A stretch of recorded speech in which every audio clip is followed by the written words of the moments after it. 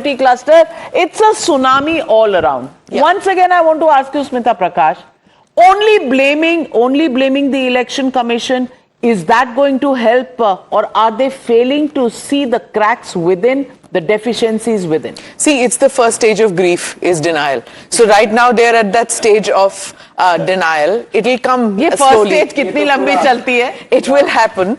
They'll figure out, they'll do their math and they'll get to know. But you know, ये सारा जो कह रहे हैं ना, यहाँ पे हैदराबादियों के लिए जगह नहीं है, यहाँ पे उनके लिए जगह नहीं है, फलां के लिए नहीं है.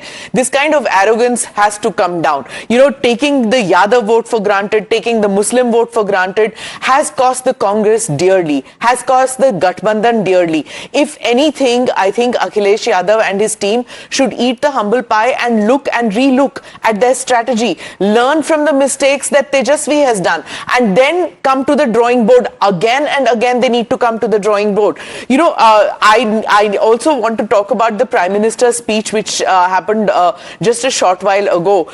What he did was he listed out again and again about the mistakes of the Congress party. You know, 2014 onwards, they used to keep saying Congress Mukt Bharat, Congress Mukt Bharat. Many of us thought that this is a pipe dream, and especially after the 2024 election, it seemed like Congress is going nowhere, and they've done pretty well. But then he listed out that election after 2024 elections, they have lost again and again, and ye bail pe bahar nikle hue hain. And after saying all that, he listed out everything and he gave a new calm. He gave the Karyakartas and said ki Bengal. So it's not as if they can rest on their laurels. This chariot moves again. And people in Bengal already knew it. Even before the Prime Minister's speech, on social media, the TMC guys were already, don't think Bengal is Bihar. This is not going to be the same. They knew ki ye aane wale hai PM ki speech se pehle. Well, absolutely. And